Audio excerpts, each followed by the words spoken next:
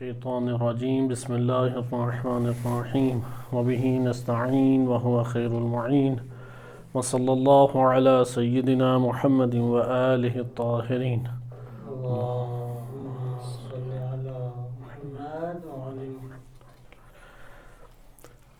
سیاست امام علی علیہ السلام از نہج البلاغہ موضوع آپ کی خدمت میں پیش کیا جا رہا تھا۔ ہم نہج بلاغہ میں سیاست امیر المومنین علیہ السلام کے ضمن میں ان کی ریاست اور ملک میں مختلف طرح کے جنم لینے والے مسائل کا جائزہ لے رہے تھے، اور ہماری گفتگو ان دہشت گردیوں اور غارات تک پہنچی تھی کہ جو امیر المومنین علیہ السلام کے دور میں انجام پائیں تھیں۔ آج کے دن ہم اس کو براہ راست ڈائریکٹ آگے سے آغاز کرتے ہیں کہ یہ جو امیر المومنین علیہ السلام کے دور میں مختلف قسم کی یہ چیزیں وجود میں آئیں، ان کے وجود میں آنے کے اسباب کیا تھے، جیسا کہ بعض کا آپ مطالعہ گزشتہ درسوں میں کر چکے ہیں، اور یہ غارات یا یہ دہشت گردیاں اس نے کیا نقصان پہنچایا، اور اس کے ساتھ ساتھ اس کو امیر المومنین علیہ السلام نے کس طریقے سے قابو کیا۔ اس کا آغاز 38 ہجری کے آغاز میں ہی، یعنی 38 ہجری کو جب جنگ نہروان ابھی ختم ہی ہوئی تھی کہ فوراً اس کا اقدام کیا گیا، کیونکہ جنگ نہروان کے بعد ہمارے پاس 3 بڑے ایسے عناوین ہیں کہ جو امیر المومنین علیہ السلام کے دور میں وجود میں آئے، اور اس کی وجہ سے بڑے پیمانے پہ عالم اسلام کا، امت اسلامیہ کا نقصان ہوا۔ ان میں سے ایک امر خود جنگ نہروان کے بعد خوارج کے سرکوبی کے بعد غارات ہیں کہ جو معاویہ بن ابی سفیان کی طرف سے دہشت گردانہ حملے ریاست امیر المومنین علیہ السلام میں شروع ہوئے، اور اسی اثناء میں کہ ابھی یہ غارات اور دہشت گردیاں جاری تھیں کہ عمرو بن عاص کو معاویہ بن ابی سفیان نے شام مصر کی طرف بھیجا، اور مصر میں جنگ کے حالات عمرو بن عاص نے چند قبائل کی مدد سے پیدا کیے، جن میں سے ایک بڑا نام معاویہ بن خطیج یا خطیج کا نام ہے۔ البتہ جب یہ حالات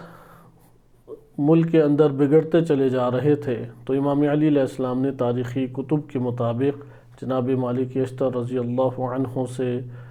مشورہ بھی کیا اور درد دل بھی کیا، اور اس کے نتیجے میں امیر المومنین علیہ السلام نے انہیں مصر کا حاکم نامزد فرمایا، لیکن راہ مصر میں ہی قلزم کے مقام پر بحر قلزم کے قریب جناب مالک اشتر رضی اللہ عنہ شہید کر دیے گئے، اور پھر عمرو بن عاص اس نے جناب محمد بن ابی بکر رضی اللہ عنہ کا محاصرہ کر کے انہیں شہید کر دیا، برے طریقے سے قتل کیا، اور اس طرح سے مصر امیر المومنین علیہ السلام کے ہاتھوں سے نکل گیا۔ جب مصر نکل گیا تو یہاں پہ اہل شام نے، شام کے باغیوں نے ایک بڑے پیمانے پہ قوت کا احساس کیا، اور ان غارات اور دہشت گردیوں کو مزید تیز کر دیا اور اس کے اندر شدت لے آئے۔ اسی اثناء میں ایک اور فتنہ خرید بن راشد کے عنوان سے اٹھا، لہٰذا یہ 3 واقعات ہمارے پاس آ جاتے ہیں کہ فتنہ خرید بن راشد، کہ ہم ان غارات کے اختتام پہ انشاءاللہ تعالی اس کو ہم پڑھیں گے۔ نمبر 2 خود یہ غارات کے جو ابھی یہ موضوع ہمارا چل رہا ہے، اور تیسرا ہمارے پاس یہ پہلو آتا ہے کہ جس میں مصر کے حوالے سے کہ کس طرح فتح کیا گیا، اس کو ہم جناب محمد بن ابی بکر، محمد بن ابی حذیفہ رضی اللہ عنہما ان کے ضمن میں مطالعہ کر چکے ہیں۔ دہشت گردی کا جہاں تک تعلق ہے تو یہ سلسلہ 38 ہجری کو شروع ہوا، 39 ہجری کو بھی قائم ہو رہا، اور 40 ہجری کو امیر المومنین علیہ السلام کی جب شہادت ہوئی اس سے چند ماہ پہلے یہ تھم گیا، کیونکہ ان سب دہشت گردوں کو امیر المومنین علیہ السلام کا لشکر قابو کرنے میں کامیاب ہو گیا۔ اس میں جو آغاز میں جس نے سب سے پہلے حملہ کیا وہ ضحاک بن قیس ہے، کہ عین التمر کے مقام کے اوپر اس نے حملہ کیا، کہ اس کا انشاءاللہ تذکرہ اپنی جگہ پر آئے گا، کہ تاریخ کے اعتبار سے، سنہ کے اعتبار سے ضحاک بن قیس کا حملہ دہشت گردانہ حملہ پہلے ہے، لیکن ہم اسے اختتام پہ پڑھیں گے کیونکہ ہم نہج البلاغہ کے خطبات کی ترتیب سے اس کو ذکر کر رہے ہیں، کیونکہ خطبہ نمبر 25 بصر بن ابی ارطاہ کے بارے میں ہے، اگرچہ یہ 40 ہجری کو واقعہ پیش آیا جو بصر بن ابی ارطاہ کا ہے، لیکن ہم چونکہ خطبات میں وہ پہلے آیا ہے اس لیے اس کا تذکرہ پہلے پڑھ رہے ہیں۔ بہرحال یہ 5 یا 6 شخصیات بنتی ہیں۔ بصر بن ابی ارطاہ ہے کہ جو حجاز اور یمن پہ حملہ آور ہوا، یعنی پہلے وہ سیدھا آیا مدینہ سے گیا مکہ، اور اس کے بعد اس نے یمن کے اوپر دھاوا بولا، یا اس کا برعکس ممکن ہے کہ کہا جا سکے کہ ابھی ہم اس کا مطالعہ کریں گے انشاءاللہ، یعنی پہلے یمن کے اوپر اس نے دھاوا بولا اور اس کے بعد وہ مدینہ اور مکہ آیا۔ دوسری بڑی شخصیت خود ضحاک بن قیس ہے کہ یہ تمر اور ثعلبیہ کے مقام کے اوپر دہشت گردانہ حملہ اس نے کیا۔ تیسرا ہے نعمان بن بشیر، اور چوتھا عبداللہ بن مسعدہ ہے، اور پانچواں عبد الرحمن قبات ہے کہ اس نے رقہ اور ہیت کے مقام کے اوپر حملہ کیا۔ چند اور اس کے ضمن میں 2-3 بڑے نام ہیں، کیونکہ ان سب کو ایک ساتھ ہی جتنے دہشت گرد تھے، یا ہم انہیں کہہ سکتے ہیں کہ عرب دنیا کے یہ بڑے بدماش شمار ہوتے تھے، ان کو معاویہ بن ابی سفیان نے اکٹھا کیا اور ان کے چھوٹے چھوٹے چند ہزار افراد کے اوپر لشکر دیے، اور ان کو حکم جاری کیا کہ یہ سیدھا امیر المومنین علیہ السلام کے علاقوں کے اوپر حملہ کریں، اموال کو لوٹیں، اور جہاں جہاں تباہ کاری پھیرتے ہوئے آ سکتے ہیں وہاں پہ آئیں، اور کسی سے امام علی علیہ السلام کی فوج سے الجھنا نہیں ہے، اس سے فرار کر کے واپس پہنچ جانا ہے، مال کو لوٹ کے آئیں، دہشت کو پھیلا کے آئیں، قتل و غارت جو ہے وہ برپا کر کے آئیں۔ ہم بصر بن ابی ارطاہ کی طرف آتے ہیں۔ پہلے اس کا ہم تذکرہ پڑھیں کہ یہ شخصیت ہے کون۔ اہل سنت ہی کتب سے ہم اس کا جائزہ لیتے ہیں۔ طبقات کبریٰ میں اس کا نام تفصیلی، کیونکہ یہ قرشی اور یعنی قریش میں سے تھا یہ، اس لیے معروف بھی اسی اعتبار سے تھا کہ اس کے ساتھ قرشی لکھا جاتا تھا۔ بصر بن ابی ارطاہ، اس کا اصل نام ہے عمیر بن عویمر بن عمران، اور اختلاف ہے کہ صحابی تھا یا نہیں۔ شام میں یہ رہا کرتا تھا، زمانہ ضرور پایا نبی صلی اللہ علیہ وسلم کا، چھوٹا تھا یعنی 10-11 سال کا کہ نبی صلی اللہ علیہ وسلم کی رحلت ہو گئی۔ اب معاویہ بن ابی سفیان کے ساتھ وقت اس نے گزارا، اور عبد الملک بن مروان کے دور میں غالباً 85 ہجری میں 85 ہجری میں اس کی وفات ہوئی۔ بصر بن ابی ارطاہ کے نام کیا ہے؟ عمیر بن عویمر۔ اچھا، جہاں تک صحابی ہونے کے حوالے سے تعلق ہے تو ایک کتاب الکامل فی ضعفاء الرجال معروف کتاب ہے اہل سنت کی، اور اس کتاب میں انہوں نے ابو احمد بن عدی ابن عدی معروف شخصیت ہے، 365 ہجری کے یعنی 4 صدی ہجری کی شخصیت ہیں، انہوں نے جلد نمبر 2 صفحہ 153 راوی نمبر 244 اس میں اس طرح سے ذکر کیا ہے کہ بصر بن ابی ارطاہ ابو عبد الرحمن سکن الشام، شام میں یہ رہا کرتا تھا۔ یحییٰ بن معین کا قول نقل کیا ہے کہ بصر بن ابی ارطاہ رجل سوء، انتہائی برا شخص تھا،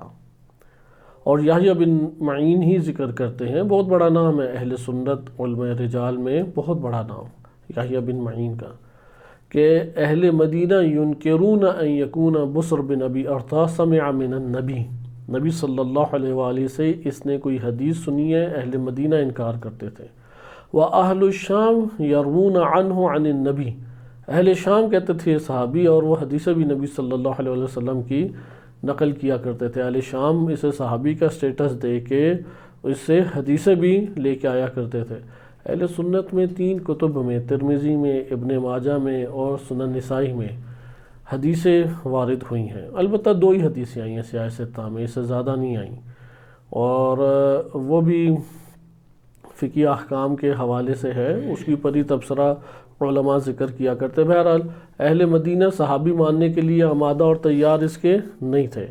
لیکن اہل شام وہ اسے صحابی بھی مانتے تھے اور اس سے حدیثیں بھی نقل کیا کرتے تھے۔ اکثر متاخر جو علماء رجال والمحدثین اہل سنت کے انہوں نے صغار صحابہ میں شمار کیا ہے۔ بعض نے یہ کہا جیسے دارقطنی ہے کہ یہ صحابہ تھا لیکن یہ پٹری سے نیچے اتر گیا، صحیح بندہ قائم دائم صحیح طور پہ نہیں رہا۔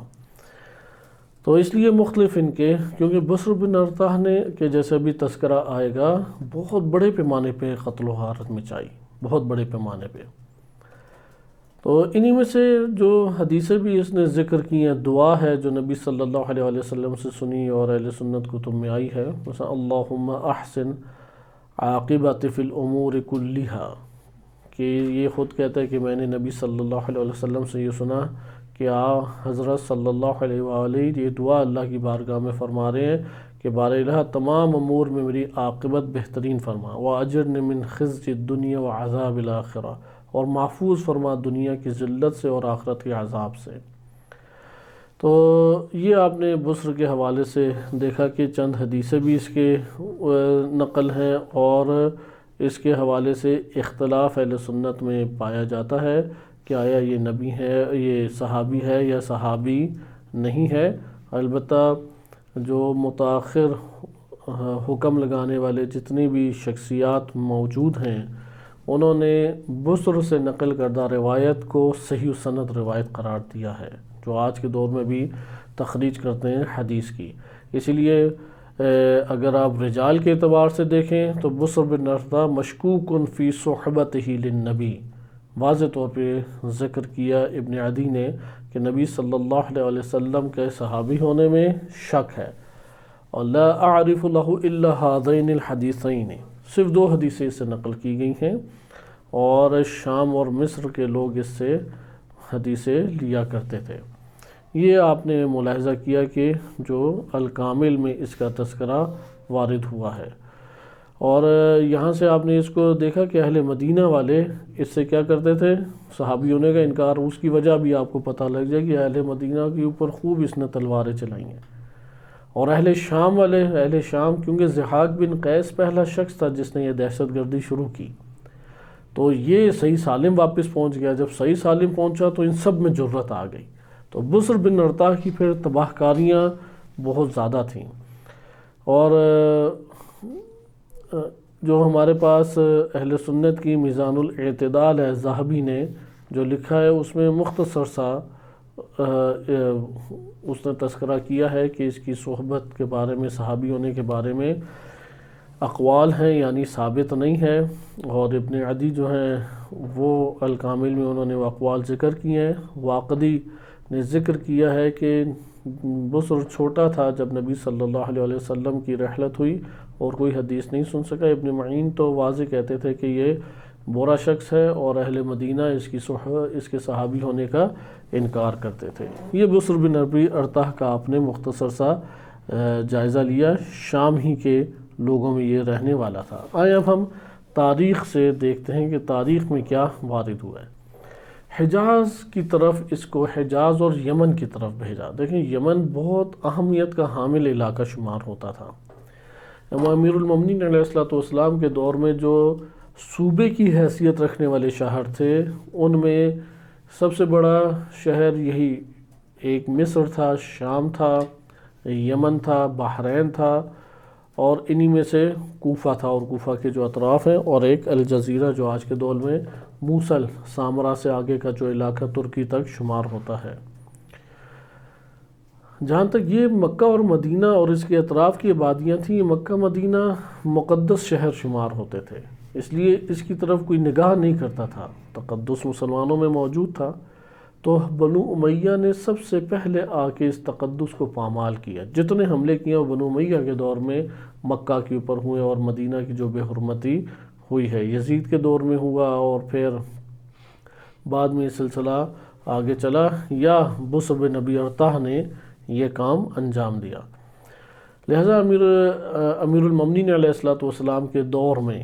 معاویہ ابن ابی سفیان نے بصر بن ارطاح کو بلایا، 3000 جنگجو دیے۔ ہمارے پاس اس ٹائم منبع کے اعتبار سے 2 قدیمی کتابیں ہیں جہاں سے ہم بسر بن ابی ارطاح کی دہشت گردیاں اور قتل و غارت کو مطالعہ کر سکتے ہیں۔ ایک ہے الغارات، وہ قدر تفصیلی ہے کہ ابھی اس سے کچھ حصہ ہم پڑھیں گے، لیکن اور دوسرا ہے تبری۔ میں تبری سے پہلے آپ کی خدمت میں بیان کروں گا، کیونکہ جو غارات ہے وہ آپ یہ کہہ سکتے ہیں کہ شیعہ ایک مزاج یا شیعہ مزاج مؤلف ہے، اور اس میں انہوں نے اپنے دور کی، کیونکہ سب سے قدیمی کتاب ہے، اپنے دور کی جو معلومات پہنچی اس کے حوالے سے غارات میں سارا تذکرہ کیا۔ دوسرا ہے تبری۔ میں تبری سے تیزی سے آپ کے سامنے پڑھ دیتا ہوں، کیونکہ عنوان اگرچہ باندھا جاتا ہے حجاز اور یمن۔ اب شام سے یہ چلا ہے، شام سے حجاز اور یمن بہت دور راستہ ہے۔ آپ ابھی بھی نقشے میں دیکھیں، حجاز سے مراد مکہ اور مدینہ ہے، اس طرف توجہ رہے۔ حجاز سے مراد اس دور میں مکہ اور مدینہ اور اطراف کے علاقے شمار ہوتے تھے۔ اور دوسرا ہے یمن۔ یمن تو چند ہزار کلومیٹر ممکن ہے بن جائے، اس قدر دور ہے شام سے۔ ابھی بھی شام سے یمن کا فاصلہ اچھا خاصا دور ہے، اور مکہ مدینہ میں بھی کئی 100 کلومیٹر بنتے ہیں۔ ظاہراً اگر اشتباہ نہ ہو تو 1000 سے اوپر یا اس کے قریب، یقیناً 1000 سے شاید اوپر بنتا ہو، کیونکہ مدینہ سے عراق کا بارڈر ہی 800 کچھ ہے، اور عراق سے اگر آپ شام کی طرف سفر کریں تو وہ بھی 400-500 کلومیٹر یا کچھ اس طرح بن جاتا ہے۔ کہنے کا مقصد یہ ہے کہ یہ سینٹر شمار ہوتا تھا ریاست امیر المومنین علیہ السلام کا، یہ ملک کا سینٹرل حصہ ہے، بارڈر کی پر نہیں ہے شام کے۔ اور جب یہ وارد ہو رہا ہے تو یہ پورے ملک سے گزر کے آ رہا ہے، اور کسی نے اس کو روکا نہیں، کسی نے مزاحمت ایجاد نہیں کی، رکاوٹ ایجاد نہیں کی، تو بہت تعجب کی بات ہے۔ اور یہ لشکر بھی کتنا لا رہا ہے؟ 3000 کا، کوئی 25-30 یا 60,000 کا لشکر نہیں لے کے آ رہا، 3000 افراد کا لشکر لے کے آ رہا ہے، اور لوٹ مار مچاتے ہوئے آ رہا ہے، بندے قتل کر رہا ہے، اموال کو لوٹ رہا ہے، گھروں کو آگ لگا رہا ہے، اور آگے بڑھتا چلا جا رہا ہے۔ تو اب جو تبری نے ذکر کیا وہ میں تیزی سے آپ کی خدمت میں پڑھتا ہوں، کیونکہ یہ جب خبریں امیر المومنین علیہ السلام کو پہنچیں تو انہوں نے چند خطبات ارشاد فرمائے، لوگوں کو ابھارا بسر بن ابی ارطاح کے خلاف۔ تو خطبہ نمبر 25 نہج بلاغہ میں بسر کے بارے میں وارد ہوا ہے، ہم اس کو سب سے پہلے پڑھیں گے، اور پھر انشاءاللہ تعالی آگے ان موضوعات کے اوپر ہم آگے جائیں گے۔ تبری میں ذکر کیا ہے کہ یہ جو سال اب آیا تھا غالباً 40 ہجری یہ بنتا ہے، اور اس سے پہلے چند حاکموں کا بھی تذکرہ ہے۔ 38 سے 40 ہجری بہت ڈگمگایا ہوا دور ہے۔ مسقلہ بن حبیرہ وہ بھاگ گیا، پھر پکڑا گیا، ہاتھ کاٹا امام علی علیہ السلام نے۔ زیاد بن ابی وہ تازہ 38 ہجری کے بعد ہی جناب عبداللہ ابن عباس کی سفارش کے اوپر بیت المال کا حاکم عامل بنایا گیا تھا، اس کی کچھ کرپشن کی خبریں آئیں، اسے نصیحت کی، اسے قریب کیا اور اسے قابو کیا، اور اس میں پھر معاویہ ابن ابی سفیان نے کھینچنا شروع کیا، اور امام علی علیہ السلام کی شہادت کے فوراً بعد وہ فرار کر گیا معاویہ ابن ابی سفیان کے پاس۔ انہی میں سے ایک یہ ہے کہ اس سال بسر بن ابی ارطاح کی ماتحتی میں 3000 جنگجو حجاز کی طرف روانہ کیے، اور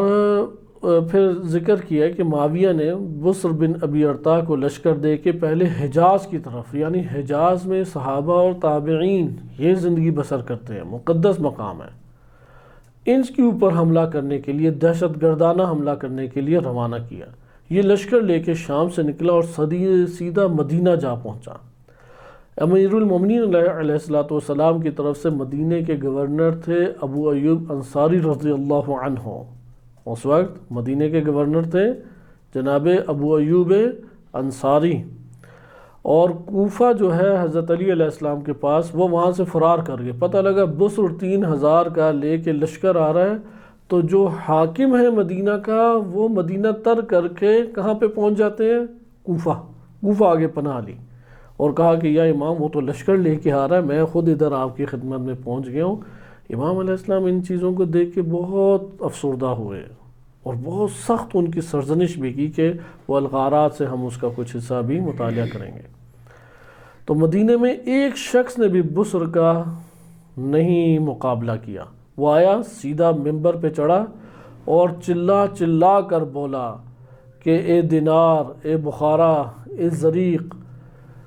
اور پھر کہا کہ میرا امام کہاں گیا جس سے تم نے کل عہد کیا تھا، وہ کہاں ہیں؟ یعنی وہ عثمان بن عفان کا اس نے نام لیا، خلیفہ سوم کا نام لیا، میرا امام وہ قتل ہو گیا تم لوگوں کے درمیان، لے کے آؤ والا میں تم لوگوں سے انتقام لوں گا، کہاں ہیں حضرت عثمان کے قاتلین؟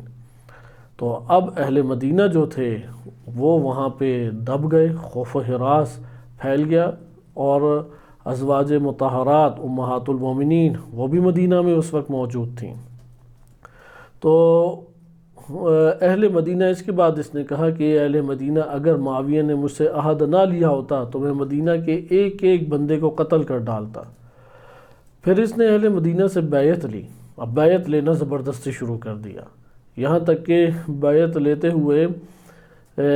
حضرت جابر بن عبداللہ انصاری رضی اللہ عنہ وہ بھاگے جناب ام سلمہ رضی اللہ عنہ کے پاس انہوں نے جا کے پناہ لی۔ حضرت ابو ایوب انصاری رضی اللہ عنہ وہ تو پہنچ گئے امیر المومنین علیہ السلام کے پاس۔ جناب جابر بن عبداللہ انصاری بہت بڑا نام ہے، انہوں نے ام المومنین جناب ام سلمہ رضی اللہ عنہ کے پاس پناہ لے لی، یہ بھی بھاگا ان کے پیچھے آ گیا۔ اب کہا کہ مجھے ڈر ہے کہ یہ قتل کر دیں گے، جناب جابر بن عبداللہ انصاری نے کہا۔ اب ان کے اپنے بیٹے بھی ادھر ہی تھے کہ عمر بن ابی یا عمر بن ابی سلمہ، جناب ام سلمہ رضی اللہ عنہ کے بیٹے، امیر المومنین علیہ السلام کی طرف سے تمام جنگوں میں انہوں نے حصہ بھی لیا، اور پہلے وہ غالباً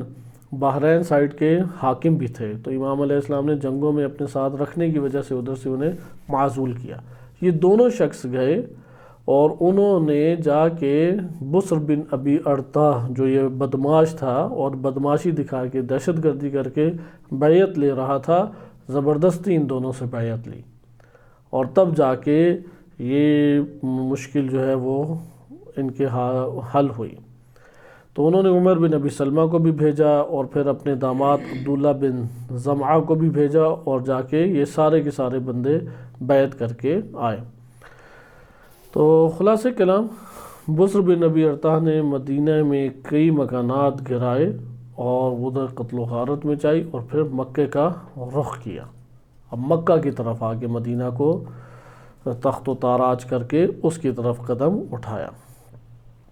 جب مکہ آئے تو مکہ میں قسم بن عباس رضی اللہ عنہ تھے، اور وہ بھی وہاں سے خاموشی کے ساتھ نکل گئے،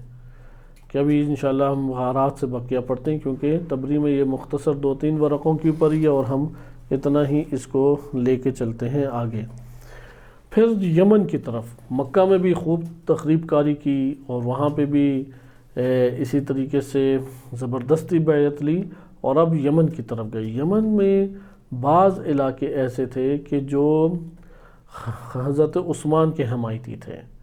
تو معاویہ ابن ابی سفیان نے اصل بھیجا یمن کی طرف ہی تھا۔ مکہ اور مدینہ جو تھا وہ تو مخالف تھے حضرت عثمان کے،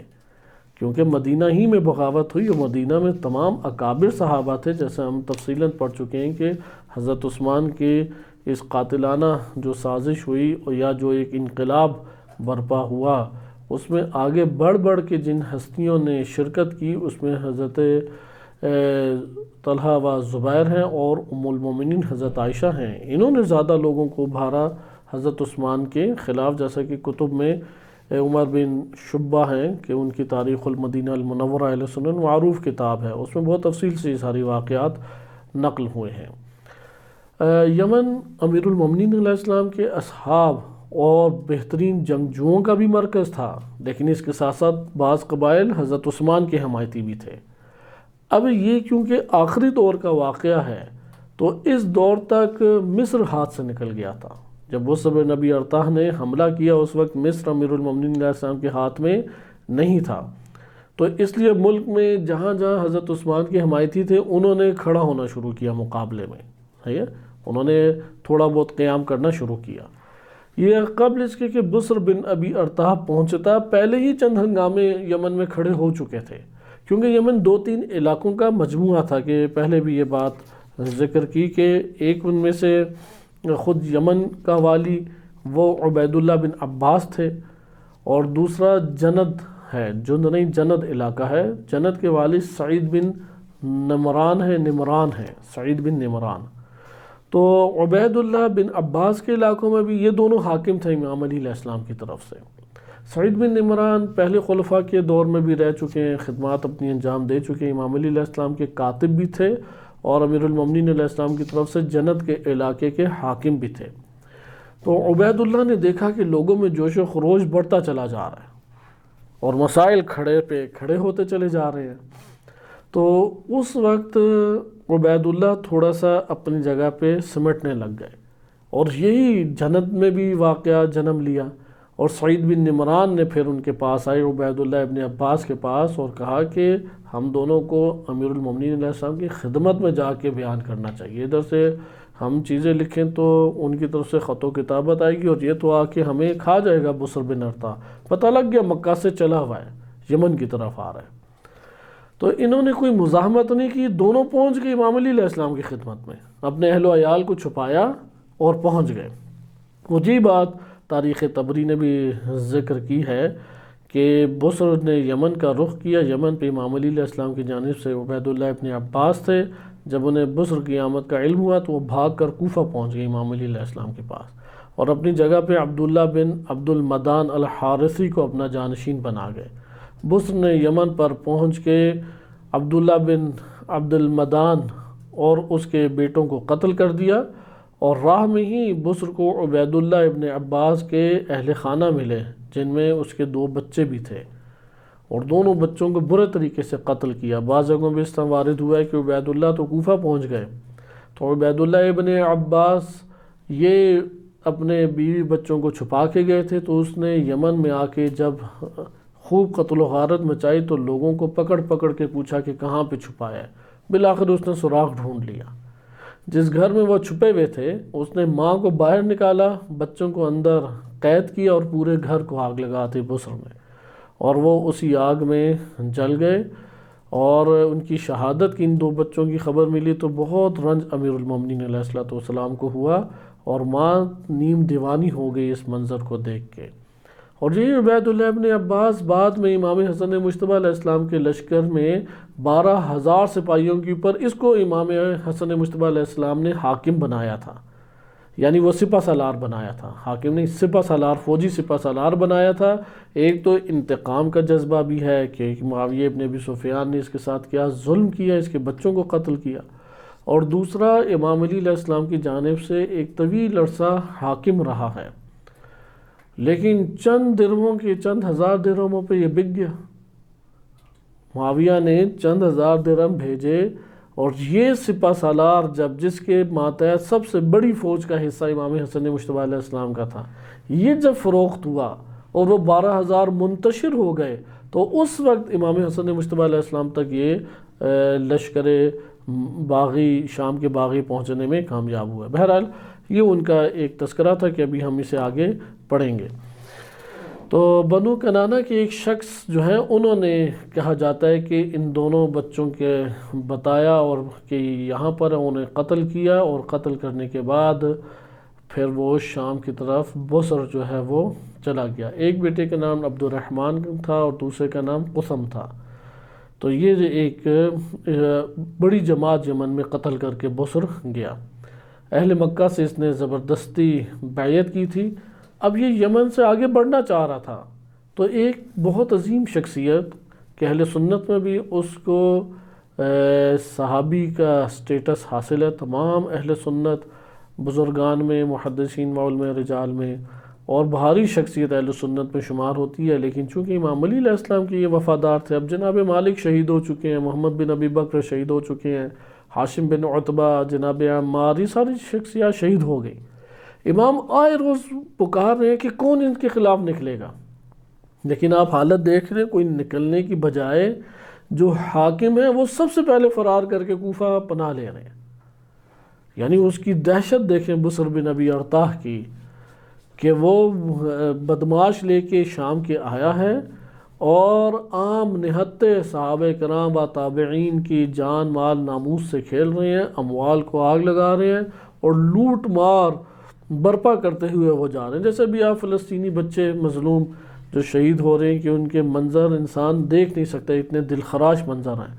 یہی داستان بسر بن ابی ارطاہ نے یمن اور حجاز مکہ مدینہ میں دہرائی تھی، اور اسی طریقے کا نقشہ سامنے آتا ہے جب آگ لگتی ہے، بچوں کو قتل کرتے ہیں، مال لوٹتے ہیں۔ تو یہ جو امام آئے روز بتاتے کہ نکلو یہاں سے، جاؤ اس کا مقابلہ کرو، کوئی نہیں نکلتے تھے۔ تو امام کے بڑے غمناک خطبے ہیں، اور جیسا بھی آپ خطبہ ادھر ابھی مطالعہ کریں گے۔ تو اسی میں سے بسر بن ابی ارطاہ کے ان دہشت گردانہ حملوں میں ایک شخصیت کھڑی ہو گئی جو صحابی رسول صلی اللہ علیہ وسلم ہے، اور بہت شدید تھی۔ مالک اپنے دور کا آپ کہہ سکتے ہیں کہ جناب مالک اشتر کے بعد مثل مالک ایک اور شخصیت آ گئی، اور ان کا نام تھا جاریہ بن قدامہ۔ جاریہ بن قدامہ رضی اللہ عنہ، انہوں نے بصرہ میں آئے تھے بعض اسی طریقے سے دہشت گرد، انہوں نے جس گھر میں پناہ لی ہوئی تھی اس پورے گھر کو جلا دیا تھا، جس کی وجہ سے انہیں محرق کا لقب دیا جاتا ہے جاریہ بن قدامہ رضی اللہ عنہ نے۔ اب جب بسر یہ تباہی پھیر رہا تھا تو اس کو یہ خبر ملی کہ جاریہ تو تمہاری تلاش میں نکلا ہوا ہے۔ وہ بسر بن ارطاہ جو ہے، یہاں پہ اس کے رونگٹے کھڑے ہو گئے، اور وہ ڈر کے فرار کر کے واپس شام بھاگ گئے۔ یعنی اگر دہشت گرد اس طریقے سے قدم ریاست اسلامی میں رکھیں، جیسے کہ شام کے اندر دہشت گرد تنظیمیں داعش ہے، جبہت النصرہ ہے، الفتح ہے، یا اس طرح کی دیگر جو تنظیمیں ہیں، انہوں نے دہشت گردانہ تنظیمیں اسی طرح مسلمانوں کے اموال کو لوٹا، یا اسی طرح پاکستان میں طالبان کے نام سے کبھی جنگوی گروپ بن کے، کبھی کسی اور گروپ بن کے مومنین، مسلمین، مساجد اور دیگر مقدس جلوسوں کے اوپر حملے کرتے ہیں۔ ان دہشت گردوں کا علاج جاریہ بن قدامہ ہے۔ جاریہ بن قدامہ کا رعب جب تک ان دہشت گردوں کے دل میں نہیں آئے گا تب تک یہ دہشت گرد فرار نہیں کرتے۔ اس سیاست امیر المومنین علیہ السلام سے یہ سبق ملتا ہے کہ دہشت گردوں کا اگر علاج کرنا ہے، یہ جو طاقت کے زور کے اوپر بدماشی دکھاتے ہوئے، قتل و غارت مچاتے ہوئے ٹوٹ پڑتے ہیں، ان کے دلوں کے اوپر اگر رعب قائم کرنا ہے تو جو جاریہ بن قدامہ نے آگے بڑھ کر مقابلہ کیا، جبکہ 1 سے 2,000 فوجی تھے ان کے پاس، اور اس کے پاس 3,000 یا 6,000 بعض جگہوں پہ وارد ہوا ہے، لیکن رعب تھا اس کے دل میں۔ تو یہ ہے کہ پتہ لگا کہ پیچھے پیچھے آ رہے ہیں، تو یہ پھر یہاں سے بھاگم بھاگ شام کی طرف روانہ ہو گیا۔ اچھا، جب مکہ اور مدینہ میں اس نے بیعت لی تھی، بڑی حیران کن چیز ہے، یہ تمام تاریخ کی کتب میں لکھا ہوا ہے، اور یہاں سے مظلومیت امیر المومنین علیہ السلام بھی پتہ لگتی ہے کہ کن لوگوں کو آج کے دور میں رضی اللہ عنہ کہہ کے پورے مکتب کو سامنے لے کے لایا گیا ہے امت اسلامیہ میں۔ بسر بن ابی ارطاہ مکہ یا مدینہ میں بیعت جبری لینے کے بعد مدینہ میں اس نے لوگوں کے درمیان اپنا نائب جس شخصیت کو قرار دیا وہ حضرت ابو ہریرہ ہیں، اور جب حضرت ابو ہریرہ کو پتہ لگا کہ جاریہ آ رہے ہیں تو وہ ان کے پسینے چھوٹ گئے اور وہاں سے فرار کر کے فوراً روانہ ہو گئے۔ تو یہ ہے کہ اب آپ دیکھیں امام علی علیہ السلام کے خلاف ان کی ریاست میں عزت ناموس سے صحابہ و تابعین کو لوٹنے والے وہ کون افراد ہیں اور کس کو نائب چھوڑ کے جا رہے ہیں، اور حضرت ابو ہریرہ آرام سے وہ بن بھی رہے ہیں اس میں۔ لہٰذا پھر جب جاریہ پہنچے تو مدینہ میں امام حسن مجتبیٰ علیہ السلام تشریف لائے، اور اہل مدینہ نے پھر سے امام حسن مجتبیٰ علیہ السلام کے ہاتھ میں بیعت کی۔ تو یہ جاریہ ہے کہ جہاں پہ بھی جاتے ان کے پہنچنے سے پہلے ہی ان کا رعب اور دبدبہ وہ افراد کے اوپر چھا جاتا تھا۔ تو بہرحال چند روز مدینہ میں مقیم رہے، پھر کوفہ پہ وہ لوٹ کے آئے، اور ہمارے پاس مترجم کے آپ جس جگہ سے میں پڑھ رہا ہوں کہ انسان واقعی افسوس کرتا ہے ان چیزوں کو، جاریہ کے بارے میں محکم طور پہ اہل سنت کتب نے مشترکہ طور پہ لکھا ہے کہ صحابی رسول، سیاہ ستہ میں حدیثیں ان سے آئی ہیں، اور بسر بن ابی ارطاہ بدماش، دہشت گردی، قاتل اور صحابی ہونے کے اوپر بھی اس کے کیا ہے اقوال، لیکن جہاں پہ بسر کا تذکرہ آتا ہے وہاں پہ محترمانہ جملہ کہتے ہیں وہ تشریف لائے تھے، وہ چلے گئے تھے، لیکن جہاں جاریہ کا تذکرہ ہے اس نے لکھا وہ چلا گیا، رضی اللہ لکھے گا، لیکن وہ اب دیکھیں مدینہ میں مقیم رہا پھر کوفہ چلا گیا۔ بصر کے بارے میں کیا ہے، وہ تشریف لائے اور پھر وہ وہاں سے تشریف لے گئے۔ تو بہرحال ابو ہریرہ جو ہیں وہ پھر جب امام حسن مجتبیٰ علیہ السلام کی بیعت ہوگی تو دوبارہ تشریف لے آئے۔ جو تمام حکومتوں کے ساتھ چل جائیں، یہ عمل حضرت ابو ہریرہ ہے، صحیح ہے۔ انہیں جو بھی آئے انہوں نے نماز پڑھانی ہے، آپ انہیں نائب بنا کے نماز پڑھائیں، آپ انہیں حاکم بنا کے نماز پڑھاتے، انہوں نے نماز پڑھانی تھی۔ تو وہ بصر بن ابی ارطاح کا جانشین بن کے بھی انہوں نے نماز پڑھائی، اور جب امام حسن مجتبیٰ علیہ السلام تشریف لے آئے تو اب انہوں نے منت سماجت کی، تو امام حسن مجتبیٰ علیہ السلام نے بھی کیا انہیں کہنا ہے، تو پھر انہوں نے مدینہ میں لوگوں کو نماز پڑھانا شروع کر دی۔ تو یہ آپ نے ملاحظہ کیا ہے کہ یہ تاریخ تبری میں بصر بن ابی ارطاح کے یہ دہشت گردانہ حملوں کا تذکرہ ہے۔ ہم الغارات سے مختصر طور پہ اس عنوان کو پڑھتے ہیں کیونکہ امیر المومنین علیہ الصلوۃ والسلام اس چیز سے بہت نالاں ہوئے کہ جو بصر کی تباہ کاریاں تھیں اور اس کی تباہ کاریوں میں کوئی رکاوٹ نہیں ڈال رہا تھا، لہذا ہم پہلے نہج البلاغہ سے پڑھ لیتے ہیں اور اس کے بعد بصر بن ابی ارطاح کا ہم تذکرہ پڑھتے ہیں کچھ نہ کچھ غارات سے اور اس کے اوپر اختتام کرتے ہیں۔ خطبہ نمبر 25، اس کو الفاظ کو دیکھیں، غم دیکھیں امام علی علیہ السلام کا، وہ آپ کو غارات سے زیادہ، جو کتاب الغارات ہے اس سے ابھی ہم پڑھیں گے تو اس سے آپ کو زیادہ اجاگر ہوگا کہ کیا غم تھا۔ لوگوں میں کھڑے ہو کے بار بار لوگوں کے درمیان فرما رہے ہیں کہ تم لوگ اپنے گھروں سے نکلو، ایک لشکر کو ترتیب دو اور ان دہشت گردیوں کو ختم کرو۔ لوگ بات سنتے اور ڈر کے سہم کے پھر گھروں میں چلے جاتے، پھر آ کے یہ مطالبہ کرتے جیسے گزشتہ درس میں گزر چکے ہیں کہ آپ خود کیوں نہیں جاتے۔ تو امام فرماتے ہیں ان حالات میں اگر میں نے کوفہ کو چھوڑ دیا تو ادھر ہی قابض ہو جائیں گے۔ حالت تو تم لوگوں کی یہ ہے کہ بھاگ بھاگ کے ادھر آ رہے ہو، کوئی مقابلہ ہی نہیں کرتا وہاں پہ۔ لہذا خطبہ نمبر 25 کو دیکھیں کہ وَقَدْ تَوَاتَرَتْ عَلَيْهِ الْأَخْبَارُ بِاسْتِيلَاءِ أَصْحَابِ مُعَاوِيَةَ عَلَى الْبِلَادِ۔ امیر المومنین علیہ السلام کو تواتر کے ساتھ پے در پہ یہ اطلاعات مل رہی تھی کہ معاویہ کے جو بندے ہیں وہ شہروں پہ مسلط ہوتے جا رہے ہیں امام علی علیہ السلام کے، اور یمن کے عامل عبید اللہ بن عباس اور اسی طریقے سے جو جند علاقہ ہے، جند کے عامل سعید بن نمران، وہ مغلوب ہو کے حضرت کے پاس لوٹ کر آ گئے۔ امام علی علیہ السلام کے پاس دونوں پہنچ گئے، کہا کہ یا امام وہ تو بصر بن ابی ارطاح ادھر آ رہا ہے۔ تو امام نے جب دیکھا اپنے اصحاب کو جہاد میں سستی اور رائے کی خلاف ورزی سے بددل ہو کے ممبر کی طرف بڑھے، دیکھا کہ وہ امام کی رائے کے ہمراہ نہیں ہو رہے، ان کے موقف کو اختیار نہیں کر رہے امام علی علیہ السلام کے، بزدلی دکھا رہے ہیں یہ افراد اور جہاد کے لیے آمادہ نہیں ہو رہے، تو امام نے فرمایا یہ عالم ہے اس کوفہ کا جس کا بندوبست میرے ہاتھ میں ہے۔ اے شہر کوفہ، تیرا یہی عالم رہا کہ تجھ میں آندھیاں چلتی رہیں تو خدا تجھے غارت کرے۔ پھر آپ نے شاعر کا یہ شعر بطور تمثیل پڑھا، ایک شعر امیر المومنین علیہ السلام نے وہاں پہ پڑھا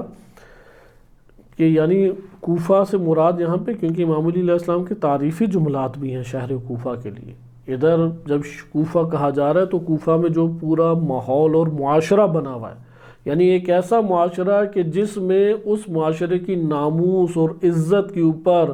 باغی جو لوگ ہیں وہ آ کے حملے کر رہے ہیں، تخت و تاراج کر رہے ہیں، ان کی ناموس کو لوٹ رہے ہیں، ان کے مال کو لوٹ رہے ہیں، گھروں کو آگ لگائی جا رہی ہے، اور یہ لوگ ہاتھوں میں تلوار ہوتے ہوئے بھی ڈر کے اور سہم کے نہیں نکل رہے۔ تو ادھر امام نے اس پورے معاشرے کو یہ بات سنائی کہ خدا تجھے غارت کرے، یہ معاشرہ اگر بن جائے تو اللہ تعالیٰ کا عذاب نازل ہوگا۔ تو یہ پھر امام علیہ السلام نے فرمایا کہ لعمر ابیک الخیر یا عمر انی علی وضر من ذل اناء قلیل۔ اے عمر، تیرے اچھے باپ کی قسم، مجھے تو اس برتن سے تھوڑی سی چکناہٹ ہی ملی ہے، یعنی جو برتن کے خالی ہونے کے بعد رہ جاتی ہے، آپ نے دیکھا ہوگا کہ عموماً اس کی بہتر مثال اگر دے سکیں دیگچی اور سالن سے بھی دی جا سکتی ہے، لیکن ایک نئی مثال جس سے بہتر سمجھ آ جاتا ہے، جب جوس پی لیتے ہیں تو کچھ بچا رہتا ہے تو پھر وہ بھرپور طاقت سے ہوا کھینچ کھینچ کے ایک ایک ذرے پینے کی کوشش کرتے ہیں، یہ کہتے ہیں وہ بچا ہوا رہ گیا، جسے کہتے ہیں کہ مکھی کے لیے بھی اس نے نہیں چھوڑا اب، یعنی وہ جو بیچاری مکھی کے لیے رہ جاتا ہے، اسے کہتے ہیں اتنی سی ہی برتن میں جگہ ملی ہے۔ پھر فرماتے ہیں مجھے یہ خبر دی گئی ہے کہ بصر یمن میں چھا گیا ہے، یعنی مجھے یہ پتہ لگا ہے کہ قد انبئت بصرا قد اطلع الیمن، کہ مجھے یہ بتایا گیا ہے، خبر دی گئی ہے کہ یمن کے اوپر وہ آ گیا ہے، مسلط ہو گیا۔ وَإِنِّي وَاللَّهِ لَا أَظُنُّ أَنَّ هَؤُلَاءِ الْقَوْمَ سَيُدَالُونَ مِنْكُمْ بِاجْتِمَاعِهِمْ عَلَى بَاطِلِهِمْ، کہ فرماتے ہیں کہ باخدا میں تو اب ان لوگوں کے متعلق یہ خیال کرنے لگا ہوں کہ عن قریب سلطنت اور دولت کو تم سے ہتھیا لیں گے، چھین لیں گے، اس لیے کہ وہ مرکز باطل پہ متحد اور یکجا ہیں۔ دیکھیں غلبے کے اصول ہیں، قوانین ہیں، ان میں مہم ترین اصول وہ اطاعت امیر اور اتحاد ہے۔ جہاں پہ امیر کی اطاعت نہیں ہے کہ اس وقت مکتب تشیع سے یہ کلمہ غائب کر دیا گیا ہے، افسوس کی بات ہے، وہ کلمہ تقلید کی بڑی جھگڑ کے مر رہے ہیں، جبکہ کلمہ اطاعت بار بار ہمارے ہاں آیات و روایات میں وارد ہوا ہے کہ اطاعت اللہ تعالیٰ سے اس طرح ترتیب کے ساتھ نیچے آتے، یعنی امر ایک تشکیکی ہے، ہر سطح کی اطاعت برابر نہیں ہے۔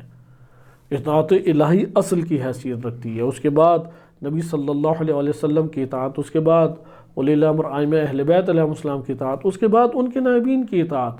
اس کے بعد ان کے نائبین کے ماتحت جو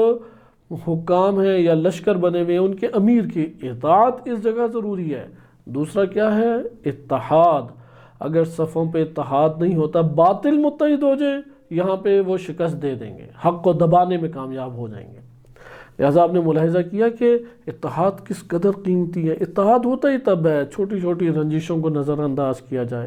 اپنے چھوٹے چھوٹے مفادات کو نظر انداز کر دیا جائے، غلط فہمیاں ایک ماحول میں پیدا ہو جاتی ہیں، ان غلط فہمیوں کے اوپر صبر کیا جائے۔ اگر یہ ہم کام نہ کریں، مثلا چھوٹے پروپیگنڈے ہو جاتے ہیں، حاسدانہ رویے ہیں،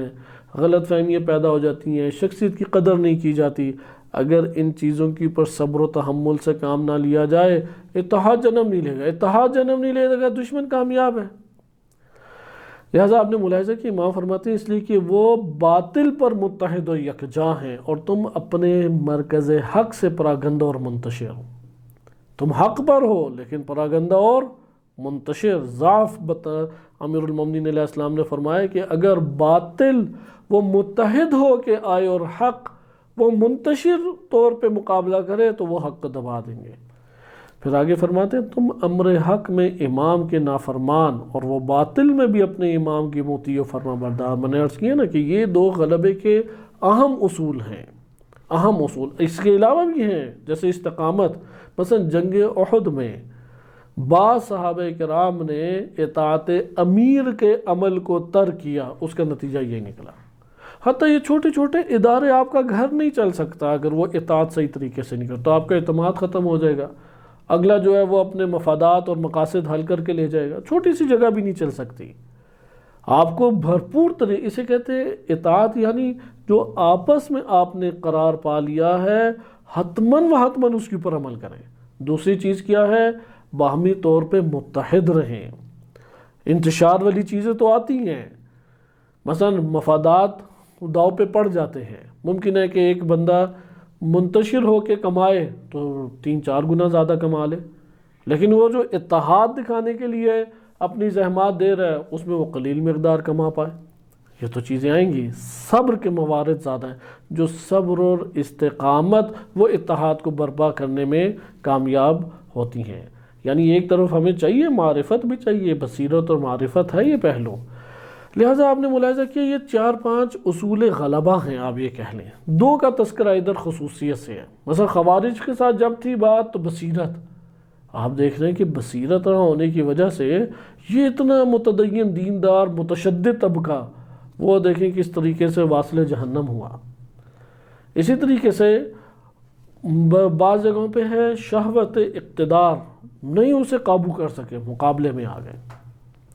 لہٰذا بصیرت کا ہونا لازم ہے، یعنی وہ دیکھے باطن کی نگاہ سے، غور و فکر اور شعور کی نگاہ سے دیکھے قضایا کو، مسائل کو۔ نمبر 2، اسے اطاعت کرنی چاہیے اپنے امیر کی۔ نمبر 3، اس کے لیے لازم ہے کہ اتحاد کرے آپس میں۔ اتحاد کے لیے ضروری ہے کہ ہم نے آگے قدم بڑھانا ہے، ہم نے آپس میں ایک ہدف ہو جانا ہے، اپنے مفادات، اپنے چھوٹے چھوٹے جو مسائل ہیں، رنجشیں ہیں، انہیں نظر انداز کریں۔ نہیں نظر انداز کریں گے، مثلا میری شخصیت کے مطابق میرا پروٹوکول نہیں ہوا، میری شخصیت کے مطابق تو یہاں پہ مجھے رہنے سہنے کے لیے جگہ ہی نہیں میسر آئی، ان کے ساتھ تو بڑا اچھا اور اس طرح کا رویہ، وہ بڑا تیز ہیں، ہم سادے ہیں تو اس لیے ہمیں سائڈ پہ کر دیتے ہیں، اپنے تو مفادات ہم سے لے گئے اور ہمیں تو بس استعمال ہے۔ یہ شیطانی وسوسے ہیں جو ایک جگہ پہ اتحاد کو پارا پارا کر دیتے ہیں۔ چوتھی چیز استقامت دکھانا ضروری ہے۔ لہذا آپ نے اس جگہ پہ کہا، ملاحظہ کیا کہ امام فرماتے ہیں کہ وہ باطل کے اوپر متحد اور باطل کے اوپر رہ کے اپنے امیر کے کیا ہیں؟ تابع ہیں۔ تم حق پہ رہ کے منتشر اور اپنے امام کے نافرمان ہو۔ پھر آگے فرماتے ہیں وہ اپنے ساتھی معاویہ کے ساتھ امانت داری کے فرض کو پورا کرتے ہیں اور تم خیانت کرنے سے نہیں چوکتے، فوراً ہی خیانت کے اوپر اتر آتے ہو۔ وہ اپنے شہروں میں امن برقرار رکھتے ہیں اور تم شورش برپا کرتے ہو، یہاں پہ بات نہیں مانتے، کبھی ادھر ایک پروپیگنڈا کامیاب کر رہے ہو، کبھی ادھر پروپیگنڈا کامیاب کر رہے ہو، شورش ادھر برپا کی ہوئی ہیں، شور مچایا ہوا ہے ادھر بس تم لوگوں نے۔ میں اگر تم میں سے کسی کو لکڑی کے ایک پیالے کا بھی امین بناؤں تو یہ ڈر لگا رہتا ہے کہ وہ اس کے کنڈے کو توڑ کر لے جائے گا۔ کرپشن اس حد تک تم لوگوں میں بڑھی ہوئی ہے۔ میں کہتا ہوں یہ لکڑی کا پیالہ ہے، اب اس نے پیالہ رکھنا ہے کیونکہ پیالہ غائب ہو تو پہچانا جائے گا، تو وہ کنڈے کو توڑ کے ادھر سے اسے لے جائے گا۔ کہتے ہیں یہ تم لوگوں کی حالت ہے۔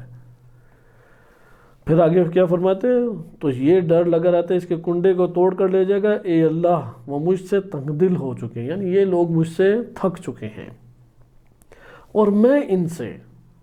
بھی ان سے تھک چکا ہوں، وہ مجھ سے اکتا چکے ہیں اور میں ان سے اکتا چکا ہوں، مجھے ان کے بدلے میں اچھے لوگ عطا کر اور میرے بدلے میں انہیں کوئی اور برا حاکم دے دے۔ خدایا ان کے دلوں کو اس طرح اپنے غضب سے پگھلا دے جس طرح نمک پانی میں گھل جاتا ہے۔ خدا کی قسم میں اس چیز کو دوست رکھتا ہوں، محبت اس بات سے کرتا ہوں، چاہتا ہوں تمہاری بجائے میرے پاس بنی فراس ابن غنم ایک قبیلہ ہے، اس کے 1000 صرف گھوڑ سوار تھے، لیکن وہ متحد ہو کے جب آتے تھے تو اس طرح لگتا تھا جب شدید گرمیوں میں کالی گھٹا آتی ہے بھرپور بارش لے کے اور ایک جگہ پہ اس طریقے سے برستی ہے کہ وہاں پہ رہنے والے لوگ آگے پیچھے اپنے بچاؤ کا سامان کرنے لگ جاتے ہیں۔ تو یہ پھر بنی فرس جیسے جو تھے ان کے لیے ایک محاورہ یہ شعر بن گیا کہ ان کے گھوڑ سواروں کے لیے جملہ ایجاد ہوا کہ ہمارے گھوڑ سوار تو ایسے ہیں کہ جب انہیں بلایا جاتا ہے تو وہ پھر کالی گھٹا، گرمیوں کی کالی گھٹا، ابر برسانے والے، بارش برسانے والے بادلوں کی مانند اچانک چھا جاتے ہیں اور پوری جگہ کو اپنے گھیرے میں لے لیتے ہیں۔ تو امام فرماتے ہیں کہ اگر میرے پاس بنی فراس ابن غنم کے 1000 سوار ہوتے، نہیں تمہارے لمبے لمبے لشکر چاہیے، یہ عدد سے بھرے ہوئے، یہ جو لاکھوں کا ہزاروں کا مجمع نظر آتا ہے نہیں چاہیے مجھے، 1000 ہوتے جن کا وصف شاعر نے اس طرح بیان کیا ہے کہ ہنالک لو دعوت اتاک منہم، وہاں پہ اگر میں بلاؤں انہیں، اگر وہاں پہ تم انہیں بلاؤ، اتاک منہم تو ان میں سے کچھ فوراً دیکھو کہ آ جائیں گے، لیکن آنے کا انداز کیا ہوگا؟ فوارس مثل ارمیت الحمیم، کہ یہ وہ گھوڑ سوار اڑتے اڑتے آئیں گے جیسے گرمیوں کی تپتی دھوپ کے اندر اچانک یہ سیاہ گھاٹیاں یا سیاہ بادل آتے ہیں، بارش کے بڑے بڑے ایک خزانوں کو اور ذخیروں کو لے کے آ کے برسا دیتے ہیں۔ تو اس طرح یہ اڑتے اڑتے متحد ہو کے یہ گھوڑ سوار آتے ہیں کہ اس کا ترجمہ اس طرح سے مفتی صاحب نے کیا کہ اگر تم کسی موقع پہ انہیں پکارو تو تمہارے پاس ایسے سوار پہنچیں گے جو تیز روح یعنی تیزی کے ساتھ گرمیوں کے ابر کی مانند آئیں گے، کیونکہ ارمیہ کہتے ہیں بارش برسانے والے، حمیم کہتے ہیں گرمیاں۔ یہ کہہ کے یہ شعر پڑھ کے امیر المومنین علیہ الصلوۃ والسلام ممبر سے نیچے اتر آئے۔ آپ نے ادھر ملاحظہ کیا کہ امیر المومنین علیہ الصلوۃ والسلام کا کیا غم تھا کہ میں بار بار چیخ چلا کے کہہ رہا ہوں کہ جمگھٹا اکٹھا کرو، چند افراد نکلو اور ان دہشت گردوں کو قابو کرنے کے لیے جاؤ۔ اب جو بھی جائے گا یقیناً جب ٹکراؤ ہوگا تو کچھ تو شہید ہوں گے، کچھ زخمی ہوں گے، لیکن اس سے لوگوں کے نفوس اور جانیں تو بچ جائیں گی، کسی کو تو بالآخر سامنے آنا پڑے گا۔ اگر امام علی علیہ السلام یہ جگہ چھوڑ کے کوفہ جو دارالخلافہ چلے جاتے ہیں تو ایک تو کوفہ خطرے میں آ جائے گا، وہ سیدھا اس کے اوپر حملہ کریں گے، جبکہ امام علی علیہ السلام کے گورنر اور حکام کی روش کیا ہے کہ جہاں سے بسر بن ابی ارطا جیسے دہشت گردوں نے آنا ہے وہ اس کے لیے پوری رات چھوڑ کے خود فرار کر کے واپس پہنچ رہے ہیں۔ دوسرا، بیت المال تو اصل خزانہ وہ کوفہ میں ہی ہے، یہاں سے ساری تقسیمات ہوتی ہیں۔ ادھر کرپشن کی حالت یہ ہے کہ امام علی علیہ السلام کو مسلسل نگاہ رکھنے پڑتی ہے، کیونکہ معاشرہ حضرت عثمان کے دور میں بڑے پیمانے پہ کرپشن کا عادی ہو چکا تھا، اس لیے وہ سارے کام کرتا ہی بڑی بھاری مالی مدد کے اوپر تھا، یا کوئی حساب کتاب نہ پوچھے۔ جیسے مسخلہ بن حبیرہ، امام نے اسے دریافت کیا کہ کہاں پہ ہے وہ مال، تو اس نے 2 لاکھ درہم یا اس طرح کی درہم کی غبن کیا ہوا تھا، یہ حضرت عثمان کے دور میں لوٹے ہوئے تھے، تو امام نے ان ادوار کے بھی اموال کو واپس بیت المال میں جمع کرایا۔ تو اب اس کے وہم و گمان میں نہیں تھا، اور اس نے پہلا شکوہ یہ کہ حضرت عثمان نے آج تک نہیں مجھ سے پوچھا، تو کیوں امیر المومنین علیہ السلام پوچھ رہے ہیں؟ تو امام نے عدالت کے تقاضوں کے تحت اسے حاضر کیا۔ لہٰذا ادھر امام نے فرمایا کہ تم وہ کنڈا توڑ کے چلے جاؤ گے، لے جاؤ گے، اگر پیالہ نہیں لے کے جا سکتے، تو اس لیے کوفہ چھوڑ کے جانا عقل مندانہ روش نہیں ہے۔ آئیں اب ہم اس میں تیزی سے تھوڑا بہت دیکھتے ہیں جو غارات میں تذکرہ ہے بسر بن ابی ارطاح کا، کہ میں صرف آپ کے سامنے ترجمے کے اعتبار سے پڑھتا ہوں کہ آغاز اس طرح سے ہے کہ معاویہ نے ابھارا حاجہ کان الذی حاج معاویہ علی تصریح بسر بن ابی ارطاح الی الحجاز والیمن، حجاز اور یمن کی طرف اس نے جب چھوڑا بھیجا، اور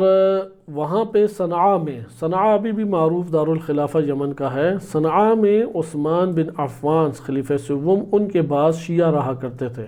جو قتل حضرت عثمان کو بہت بڑی چیز سمجھتے تھے، لہٰذا انہوں نے بغاوت شروع کر دی اور امیر المومنین علیہ الصلوۃ والسلام کی بیعت سے ہاتھ کھینچنا شروع کر دیا۔ وہاں پہ عامل تھے عبید اللہ ابن عباس، اور جند یا جنت کے علاقے میں سعید بن نمران یا بعض جگہوں میں نمران بھی آیا ہے۔ بس لوگوں میں آہستہ آہستہ جب اختلاف پیدا ہوا، ادھر سے عراق میں لوگ یہ پتہ، اصل میں معاویہ ابن ابی سفیان کو یہ پتہ لگ گئی امام علی علیہ السلام مسلسل ابھار رہے ہیں اور یہ لوگ ڈر رہے ہیں، ادھر یہ شیر ہو گئے تھے، اس لیے یہ خبر جب پہنچی تو اب در پہ لشکر بھیجنے، دہشت گردانہ لشکر بھیجنے شروع کر دیے۔ تو دوسری طرف یہ خبر ملی مصر بھی ہاتھ سے نکل گیا ہے، اور اہل شام کے پھر کامیاب دہشت گردانہ حملے، تو لوگوں میں بڑی بددلی پھیل گئی۔ تو یمن میں یہ حضرت عثمان کے خون کا بدلہ لینے کے حوالے سے کھڑے ہو گئے، ساری زکوٰۃ، خراج، جزیہ، صدقات انہوں نے دینا ختم کر دیے۔ عبید اللہ ابن عباس جو ہیں وہ لوگوں کے پاس آئے اور انہیں اس چیز کا تذکرہ بھی کیا، لیکن لوگوں نے ماننے سے انکار کر دیا، اور ان کی کچھ اس حوالے سے ان کے خلاف بھی انہوں نے آوازیں بلند کی۔ تو پھر اسی طریقے سے جند میں ہوا، یا جند کا علاقہ ہے، کہ ابن نمران کے ساتھ یہ واقعہ پیش آیا، تو وہاں پہ بھی لوگوں نے اسی طرح سے ٹیکس دینا چھوڑ دیا، بات ماننا چھوڑ دی۔ تو یہ دونوں پھر آپس میں انہوں نے میٹنگ کی کہ والتقى عبید اللہ و سعید بن نمران یا نمران، یہ دونوں پھر مل کے ایک جگہ بیٹھے، اور ان کے ساتھ امیر المومنین علیہ السلام کے کچھ ماننے والے شیعہ تھے۔ تو انہوں نے کہا ہم تو ان کا نہیں مقابلہ کر سکیں گے، اور ادھر سے یہ آ رہا ہے بسر بن ابی ارطاح بھی، اور یہ اب مسئلہ خراب ہوتا جا رہا ہے۔ تو انہوں نے ایک پہلے لیٹر لکھا امیر المومنین علیہ الصلوۃ والسلام کے نام، اس کو جب امام نے وہ خط پڑھا تو ساء علی، تو اس کتابت سے، وہ اس الفاظ سے امام علی علیہ السلام انتہائی غضبناک ہوئے،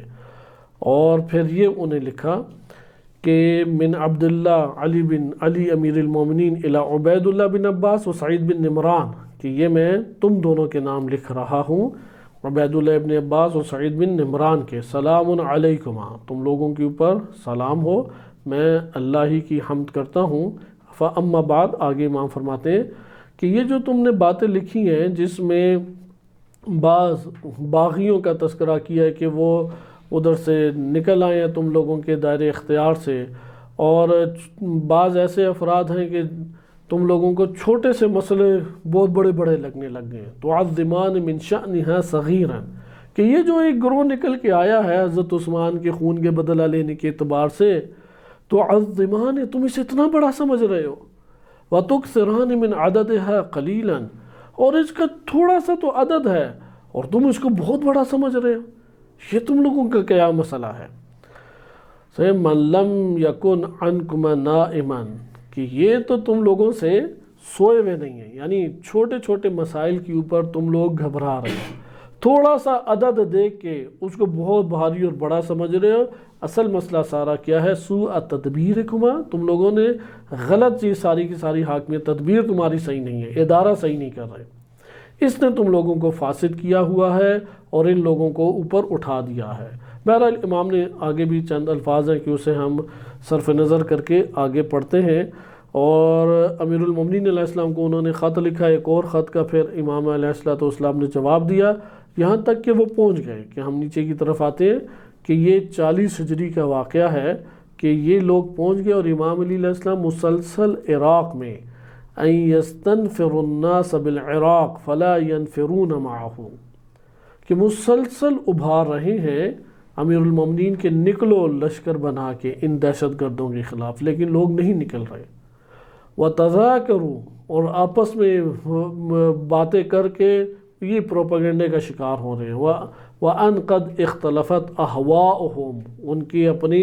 آراء اور اپنے ان کی جو خواہشات تھیں وہ ایک دوسرے سے کاملاً جدا تھیں۔ وَوَقَعَتِ الْفُرْقَةُ بَيْنَهُمْ، یہاں تک کہ گروہ گروہ ان کے درمیان پڑ گئے، یعنی پھوٹ ڈل گئی۔ تو پھر یہ اہل شام میں اس کے برعکس تھا، اور اہل شام میں پھر اس نے مشورہ کیا اور ان لوگوں کو پھر آگے بھیجا۔ یہ خود ایک اموی تھا، اس نے بتایا، عبد الملک بن مروان کے دور میں یہ راز اس نے کھولے کہ میں اسی وقت تھا اور ہمارے پاس بندہ پہنچا، اس نے بتایا کہ امام علی علیہ السلام کے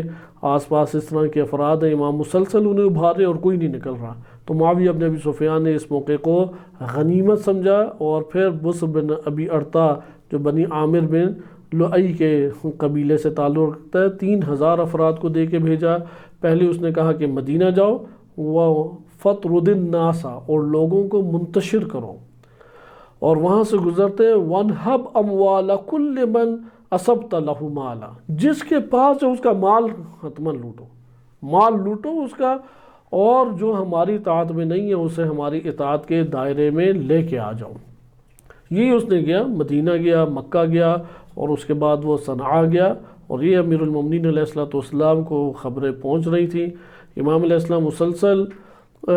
فرماتے رہے کہ اس کے خلاف نکلو، لیکن لوگ امیر المومنین علیہ السلام کی بات نہیں مانتے، یہاں تک کہ یہ دونوں امام علی علیہ السلام کے پاس پہنچ گئے۔ جب امیر المومنین علیہ السلام کے پاس پہنچے تو وہاں پہ امیر المومنین علیہ السلام نے ان کو سخت طریقے سے سرزنش کی کہ تم لوگوں کو جگہ چھوڑ کے نہیں آنی چاہیے تھی،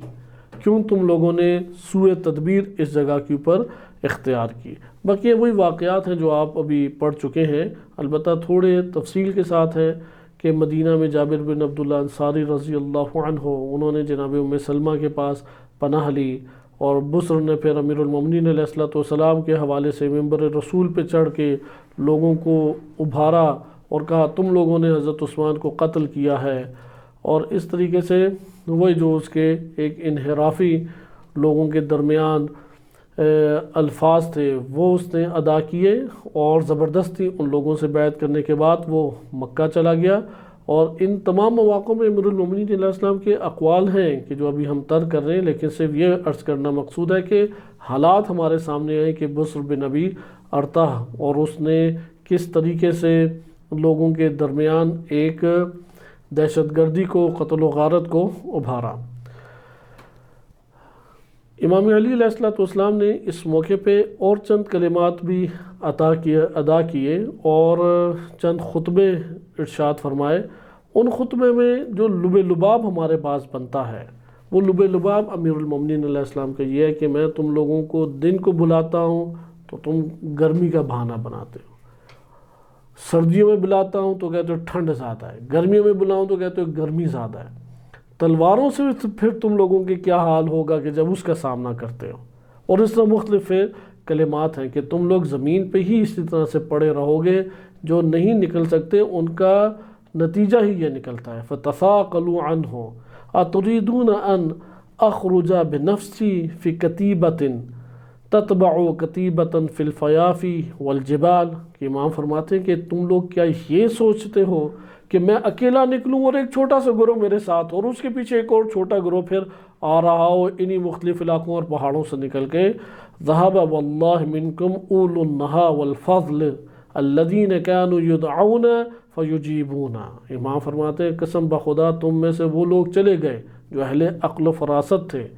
جو اہل فضل تھے، کہ جب انہیں پکارا جاتا تھا فَيُجِيبُونَ،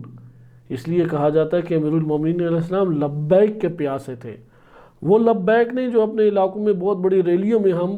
لبیک یا حسین کہتے ہیں، وہ جس لبیک کے پیاسے تھے وہ میدان میں حاضر ہونا ہے، وہ امام کی آواز کے اوپر فوراً قدم اٹھانا ہے۔ لہٰذا یہ جملے موجود ہیں امام کے کیا کان یدعون،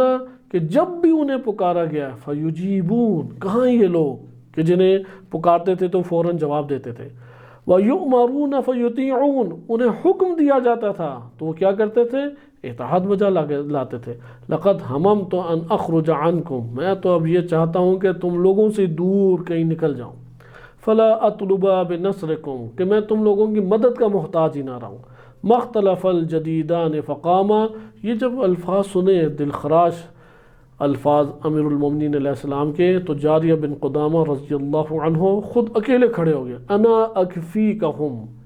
یا امیر المومنین میں ہوں، میں اکیلا ان کے لیے کافی ہوں، میں نکلوں گا۔ امام نے فرمایا انت لعمری لمیمون نقیبہ حسن النیہ ساحل العشیرہ،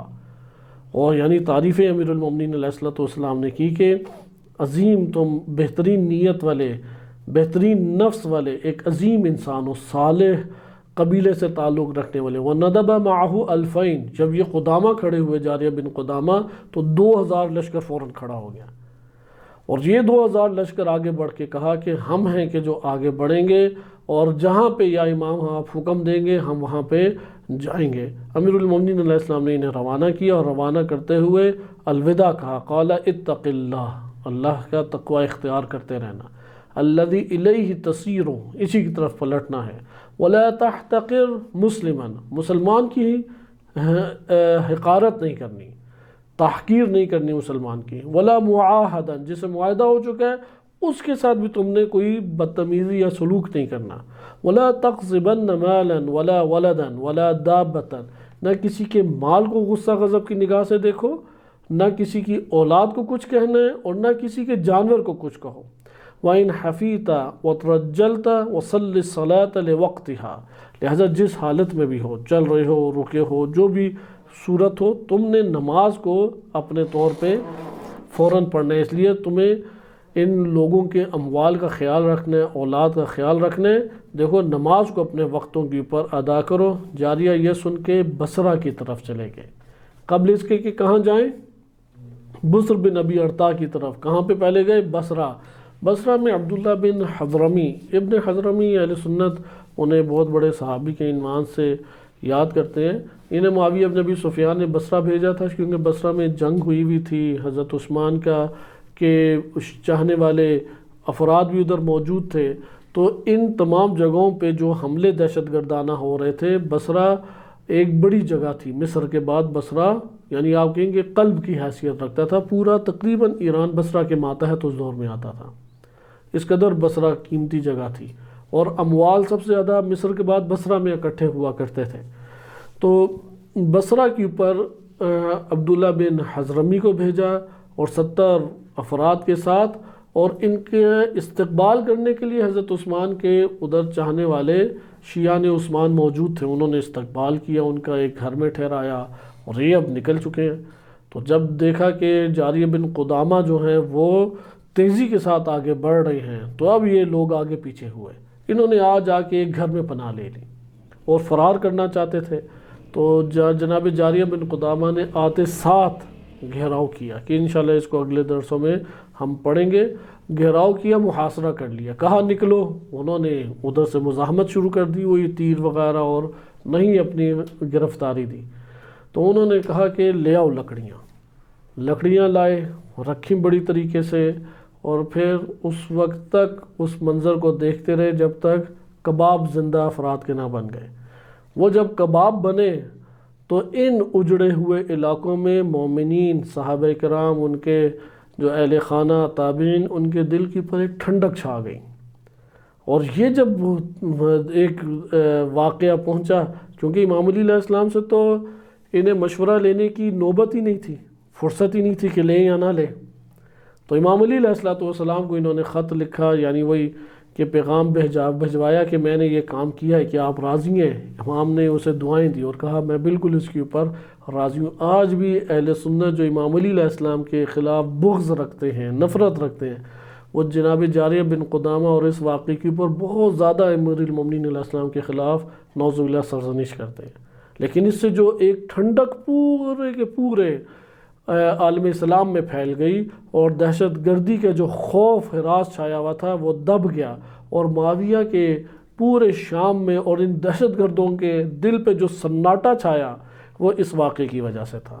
لہذا جاریہ بن قدامہ رضی اللہ عنہ اس واقعے کے بعد جو بچے کھچے باغی حضرات تھے انہیں کوفہ گرفتار کر کے بھجوایا، اور سیدھا پھر بصر بن ارطاح کی طرف گئے. لیکن اسے جب یہ خبر ملی تو وہ پھر بھیگی بلی بن کے تیز رفتاری کے ساتھ واپس پہنچ گیا، اور شام جا کے اس نے پھر دوبارہ سے پناہ لی. انشاءاللہ ہم اگلے درس میں اگلی غارت جو کہ نہج البلاغہ میں جس کا تذکرہ ہے امیر المومنین علیہ السلام کا، اس کے بارے میں خطبہ یا مکتوب وارد ہوا ہے، اس کا مطالعہ کریں گے. صلی اللہ علیہ سیدنا محمد وآلہ الطاہرین.